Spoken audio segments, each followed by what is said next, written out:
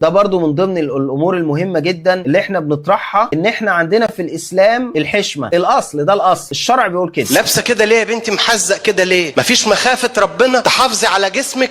مفيش خوف ربنا؟ دي الموضه وخوف ربنا. داخله الكنيسه بكامل زينتها، قال لها اطلعي بره يا خاطيه، ما تقدريش تخش الكنيسه بخطيتك دي. انا اتحدى اي واحد مسيحي ينزل بس كده يصور في حوش الكنيسه بس كده، شكرا، يصور بس في حوش الكنيسه. هو انتوا ما بتشوفوش الشوارع ولا ايه؟ أم لستم تعلمون أنكم هيكل الله؟ هو ده الثمر اللي جايين نقول بيه لربنا، احنا جايبين لك ثمر نقينا عشان نأتي بثمر أكثر. هو ده الثمر، الخلاعة. في ايه يا جدعان؟ ما عندكم العذراء، ما تلبسوا زيها. بس طبعا كل الاشياء تحل ليه. وقال لك ان الكلام لينا طبعا، ده كلام لحد تاني. احنا لابسين حلو، المحزق ده مش محزق، والضيق ده لا ده مش ضيق، ده هي كده كويس، ده هو بيتكلم على حد تاني. خش شوفوا الافراح بتاعت بنات الكهنه، السيس ولا قمص، خش شوفوها هتلاقوا حاجه عار بصراحه. عار ليه؟ ما اصل كل الاشياء تحل ليه، ولكن ليس كل الاشياء طليق. في حاجات يعني ايه بالحب كده ماشيه.